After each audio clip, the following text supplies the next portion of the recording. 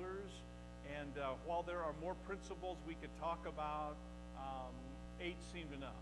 8 is enough, as the old television program said.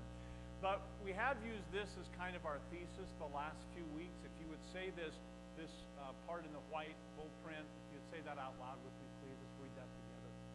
Kingdom builders practice daily yielding to God and become currents through whom heaven's unlimited provisions flow. To that end, we've been talking about different principles, kingdom principles we call them, that help us to align with that flow of God that would be as a current coming through our lives. We talked about the principle of planting and harvesting, how most of the kingdom way is to begin with seeds. That God gives seeds that we plant, and we watch over those seeds and cultivate them, and slowly over time they grow up, Jesus said, like the mustard seed, the smallest of all, but as it germinates and comes up through the ground, it grows into the largest of bushes and a house for the fowl of the air, he said. So we talked about that just a handful of weeks ago. The next principle we dealt with was that of perseverance and the importance of the struggles in our lives, how we, just like the little chick hatching out of the egg, how important that is, and the struggle is necessary for us. Actually, the principle before that was the principle of use and growth, that just like exercising our muscles, if we don't use it, we tend to lose it. So each of these principles was really designed to help us align with God. This last principle that I want to talk about is not, again, this is not an exhaustive list, but it's what I want us to see in a little larger way. And I want to introduce it by talking about my walk around the lake. Almost every day I walk around Copper Creek Lake. And I don't on many weekends, but Monday through Friday, almost every Monday through Friday, I walk around there till the weather gets really just bizarre and bad, and then I walk on my treadmill. Nonetheless, I see lots of different styles of walkers. And in my own style, I know that. I walk like my dad. That's well documented now. And so that means I walk a little tilted forward. When I go into hyperdrive, I walk a little tilted forward. Not like I'm going to fall, but I'm leaning forward, and I go at a pretty good clip. So I kind of have the Bill Boatman walk. There was this guy down there yesterday, an older guy, and I wonder if maybe his hip hurt a little bit because it caused him to walk like John Wayne. I mean, really, he was walking around like this. And I wanted to say, good morning, Yaha, but I didn't have the nerve to do that. And then there's this one guy that I see him down there quite a bit, and he's a stocky, like, weightlifter kind of guy. And so his chest is out like this, and his arms are like this. I mean, if I do that, it's just to dry my armpits. But he clearly, and so he walks like this. But he never makes eye contact. That's the interesting thing. So, because I like to, the protocol when you walk around the lake is you say hello to someone the first time, and then you don't keep talking unless they just, say something, and you're not going to be rude. But typically you say something the first time around, and then the rest of the time you don't feel obligated to say anything. This guy's never given me eye contact. And so I've never been able to say hi to him, but he just walks, and as he's meeting you, he gazes over the lake, whichever direction he gazes over the lake, sort of like Julius Caesar wondering, should I cross the Rubicon or not? It's that noble look, but he never looks at me. And so you got all these different styles of walkers, and then you got the dog folks, the people walking their dogs. And it's really kind of a funny thing, because I was a dog person. We don't have a dog now, but I was a dog person, and I was a lousy manager of dogs. Lousy dog trainer. They just kind of did their own thing. And you can kind of see the different styles down there. You've got some of the dog walkers, the dog's right beside them. And when the owner says stop or whatever they say, the command, the dog stops. Then you've got, I saw the other day, this guy had 2 dogs, and they were pulling him all over the place, down into the grass. They were just pulling him all over because he had no control over them. And that was kind of my kind of dog. I was lousy at training dogs. I like dogs. I was just lousy at it. We had Toby. I've only cried over 2 dogs. One was Toby, one was King. Toby died when I was 13. On my 13th birthday, my sister-in-law and I backed over him and killed him. I know it was awful. And Toby, though, would run the neighborhood. Milton, a town of 500, we had no leash ordinance. And so Toby would just run all over the place. And so it was not unusual for Toby to bring our neighbor's shoes into the yard. Mr. Neal was always coming over. Your dog took my shoes again. And one time, no kidding, as gross as this may sound, the Milton locker was just 2 blocks up or so from us. And one day we came out into the yard, and Toby had a cow's head in the yard he had dragged home. No restraints, no training. And then King, my Chow Chow that I had for 10 years, again, I loved that dog, and we had a fenced-in backyard, so I'd let him out. But when he would get out the front door, again, he would not heed my commands. He was just off and running, and he got hit by a truck out on the highway. So these 2 sad stories, and part of it was that I just didn't know how to train a dog to mind me, but I still love them. But I see this different style of managing dogs or being managed by dogs. And so the big word that I want to talk about is one that you really wouldn't think of maybe as being a principle of the kingdom. In fact, we don't think about it maybe until once a year when we talk about stewardship. But the word I want to talk about is stewardship. But I want us to see it in a larger light than maybe we've seen it before.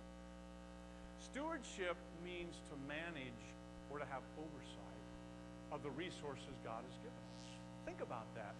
Stewardship is not just about how much money am I supposed to give this year. Stewardship is much larger than money. To steward something means to give management to something or oversight to something, and it's really rooted in the book of beginnings, the book of Genesis, chapter 1, when God is speaking about the creation of humankind. And it says this in Genesis chapter 1, verses 26 through 28. In fact, let's read this aloud together and take note of 2 key words when we read it, the word reign and the word govern. I want to talk about those just for a few moments. Let's read it aloud together. Then God said, "Let us make human beings in our image to be like us. They will reign over the fish in the sea, the birds in the sky, the livestock, and all wild animals on the earth." So God created human beings in his own image, male and female. Then God blessed them and said, "Be fruitful and multiply, fill the earth and govern." Those 2 words, to reign and to govern. The Hebrew is radah, is to rule or reign. And it's the idea that God has put in our hands a level of authority to carry out God's wishes in this planet. So as the narrative goes, Adam and Eve were placed in the garden to steward it or to rule over the creation. And then the word govern is kabash, and it means basically to deal with resistance. Anything that would push back, you are to govern it. You are to subdue it is another word that's translated. We subdue it. So we reign and we subdue or govern the planet. So I got to thinking about that in light of the principle of the kingdom to steward the planet. It helped me understand some things in the gospel that perplex me. You ever read the Bible and you don't quite understand the message you're supposed to get? Does that ever happen to you? You read the Bible and you think, oh. Well, it's like the time when the disciples, Jesus said, "Let's go to the other side," right? So he's given the command, let's go to the other side. So the disciples get in the boat with Jesus, and they start up to the other side, and then a storm like last night hit. They're out in the middle of the water, and the storm hits. And these seasoned fishermen are scared to death. And Jesus is sleeping in the back of the boat. And so they wake him up, and in waking him, they say this, "Master, don't you care that we're dying?" You know, they didn't say, "You can do something about this." They just wanted him to care, right? And sometimes you just want someone to care. Don't you care that we're dying? And Jesus woke up and rebuked the winds and the storm, and then he said, "What? Where was your faith?" Right? He rebuked them over their lack of faith. He didn't say, "Oh, it was great that you woke me up so I could bail you out of this." No, he rebuked them for their lack of faith. Peter walks on the water in another fishing story where Jesus comes to them, They're scared. They think it's a ghost. And Jesus said, it is I. Be not afraid. And Peter said, if it's you, Lord, let me come to you. He said, come. Peter starts walking on the water. I think that's pretty awesome. But then what happens? He gets his eyes off of Jesus and onto the storm, and he starts to sink, right? And Jesus immediately, he says, Lord, save me. I mean, there's no deep theology here. It's just, Lord, save me. Maybe you've been there. And Jesus grabs him. What I think Jesus should say, is, if I had good mama and dad, I think Jesus is supposed to say, good job, Peter. I mean, you walked several steps. You did great. What's he say? He rebuked him. He said, where's your faith, man? Where's your faith? The thing that clears up for me when I think about the principle of stewardship is that Jesus is really serious about us ruling with him, reigning with him. You see what's implicit in those two stories on the Sea of Galilee? What's implicit is Jesus' expectation that we walk in that place of authority that we really walked away from.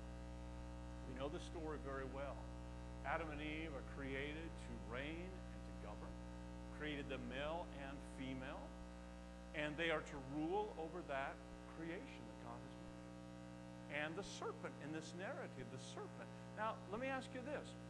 If it's a serpent, and it's one of the things I left out, it says, and over all the creeping things on the earth. How many of you get a little freaked out with creeping things on the earth, right?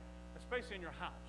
Now, my mom taught me the other day, we were in the office and there was a black bug crawling across, and I picked it up and went and threw it outside, and the staff members thought, what are you doing? Go wash your hands, because, they're creeping things.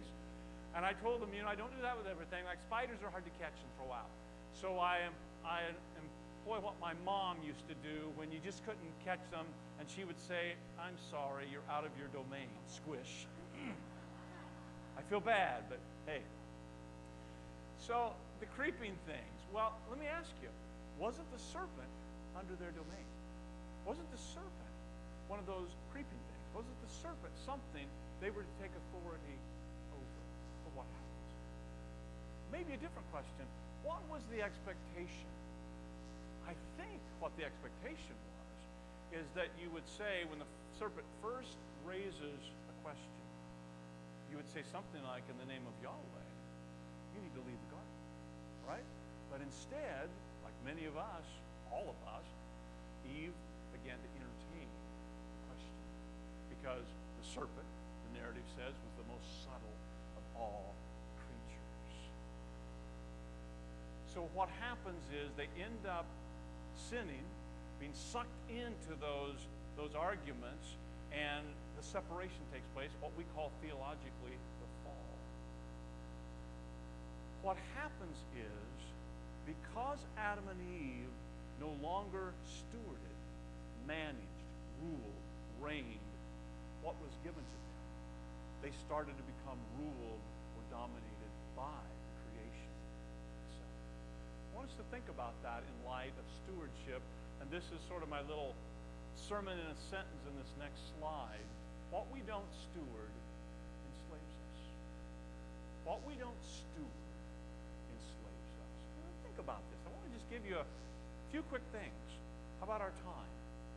If we don't reign over or manage or govern our time, before we know it, we're crazy busy, stressed out, and life feels out of control. What we don't steward enslaves us. Psalm 90, verse 12 says, teach us to number our days. Another rendering is, teach us to order our lives. We could say it this way, teach us to keep track of our time. Help us to manage and prioritize time in our lives. Because what we don't steward, manage, oversee, will enslave us. We'll start being its servant. What about the earth itself? Think about our planet, environment. We were never created to rape this planet. We were never created to destroy in ways we have destroyed. And yet, we're paying a price. Air pollution, water pollution. What we don't steward in a proper way as God's overseers in this planet will eventually enslave us. It may not seem like it for a while, but eventually it starts choking us off. Think about the vegetables and fruit of our land. I mean, you ponder that. If it's stewarded correctly, we can feed the world. But if it's not, we become addicted to things that rule over our lives. We know that the primary causes, or the things we die of the most, top 3 would be heart disease, cancer, and pulmonary or lung disease. We also are told by the medical field and scientists that 3 things contribute mostly to that are linked to all of those. Tobacco. 1 billion people on our planet are addicted to tobacco. 1 billion. We have 7.5 billion on the planet. 1 billion of us are addicted to tobacco. 11% of men in this country, 11% of men will die of tobacco-related disease. 6% of women. And yet, it's part of the foliage of the earth. But when we don't steward, we become enslaved. Food. Think about food. The way we consume it without physical exercise, because that's the second thing. Tobacco is the number 1, but the second thing that links all of those deadly diseases is that of food. The overconsumption of food without physical exercise. Huge killer. And then finally we have alcohol. Alcohol, which in moderation, but it's so overdone, and so many deaths are the result of the abuse of alcohol. And yet these are all things that come from the earth. Why is that? Because we stopped stewarding and started being enslaved by them. One of our parishioners was mentioning about a college student saying that half the college students she knows have already smoked marijuana. And different people argue different things depending on if you're from Colorado or someplace else. The point is, we know there's an addictive quality to all of that. And for some, it's an open door to other things. For others, it's not. But it's a plant of the earth. And when abused, it tends to enslave. What about money? Money, if it's managed, money, if it's done in the way that God has prescribed, can be a powerful tool for good. But it can also be a tool for greed and power. And it can be abused, and it can create debt. It can create impulsive buying, shopping addictions, and all of that. What we don't steward enslaves us. That's why giving is so important to help combat a tendency for greed. And what about relationships? Just relationships. Think about that. I read just recently a CNN report that STDs are up 200,000 in 2017 over 2016. Over 2.3 million new diagnoses in 2017. When we throw the way in which God would have us to live aside, we cast caution to the wind, we stop stewarding those things that God has made precious in our lives, and instead of cultivating friendships, we immediately cultivate our physical desires, we are going to become slaves. Because what we don't steward, we enslave. No matter how old-fogish it sounds, no matter how puritanical it sounds, the fact is, if we don't steward it, then we get enslaved by it. So with that in mind, I want to give you 3 scriptures before communion that God has given us that I think help deliver us from the poor stewardship that Adam and Eve exhibited, that have been passed down to us, and to walk in new freedom in Christ. Colossians 1:3, God delivered us from the domain of darkness and transferred us to the kingdom of his beloved Son. We are kingdom dwellers. We are kingdom builders. And so as kingdom people, we have to learn to walk in a different way and to start stewarding the resources, the gifts, and the ways of the kingdom in our lives. Secondly, Matthew 28:18 and 19, Jesus said, all authority has been given to me in heaven and on earth. Go therefore and make disciples. So did you catch that? All authority has been given to me, now you go. The idea is you go in my name and reign and govern in my name as my Spirit goes with you. And then Romans 5:17, those who receive the abundance of grace and of the gift of righteousness will reign in life through Jesus Christ. We will reign in life. We are called to reign with God in Christ. To reign with God in Christ.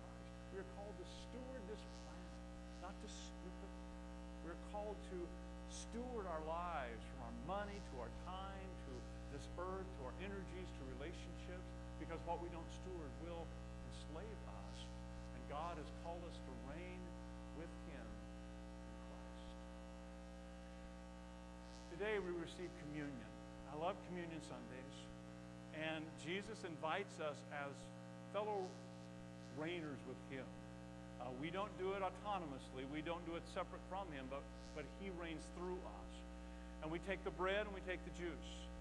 You may or may not know this, that the grape juice we use, I don't know if this is Welch's or not, but Welch's grape juice was invented by a Methodist. And it happened because in the early 1800s, there was this movement against hard liquor because it was very destructive and creating a great deal of domestic abuse and violence. And so there was this move, and it eventually became the temperance movement. But first it was against hard liquor. But as the movement gained in zeal, then it became a movement of total abstinence, and people would sign a capital T after their name, meaning I totally abstain from any type of alcohol. Well, Methodists were part of that holiness movement and got caught up in that. And so there was this real debate in Methodism, as hot a debate as we have about other things today, was over alcohol. Do you use real wine at communion? Even if you don't drink any other time, do you use real wine? So there was this debate, and some churches said yes, other churches just use water. Some people use kind of a raisin concoction that must have been lousy, but it worked. And then you've got Mr. Welch, who was put on the stewardship. He became the steward of the communion in a church in New Jersey. And he began to think, well, Louis Pasteur, maybe I could use his techniques and do that with wine, pasteurize grapes, so it doesn't ferment. And he was able to do that. And then his son Charles really took it mainline in the world. And today we have grape juice because of a Methodist who wanted to find a way to steward the planet in a way that for that time everyone could receive product of the grapes without some of the negative results of the grapes. So, in the same night that Jesus would give himself, he took the bread and he blessed it and he broke it and he gave it, saying, "This is my body given for you. Eat this as often as you eat it in remembrance of me." In the same way, he took the cup and he said, "This is my cup of the new covenant, my blood of the new covenant, shed for the sins of the world. Drink this as often as you drink it in remembrance of me." Shall we pray? Creator, God, Abba, we consecrate these elements now, this bread, the body of Christ, this cup, the blood of Christ. We give you thanks that you have called us as stewards of the planet to rule and to reign and govern in Christ. May your compassion, may your love, may your way flow through us, that your kingdom may come, that your will may be done in people's lives, and may hearts be set free from enslavement to the very creation that we have been called to manage, to oversee, and to steward. Thank you for this time of communion, forgiveness, for cleansing, for freedom in Christ. In the name of Jesus we pray. And if our stewards would come, this is an open communion, and today we're doing it by what's called intinction. We have bread cut up. As the bread is passed to you, when you come down, you'll take it. They'll say, "This is the body of Christ broken for you." You'll dip it in the cup. They'll say, "This is the blood of Christ shed for you." And you may want to say, "Thanks be to God," or "Hallelujah," or just quietly have gratitude in your heart. It is an open communion. That means you're welcome here. You don't have to be a Methodist. You don't have to be a member of this church or any church. If you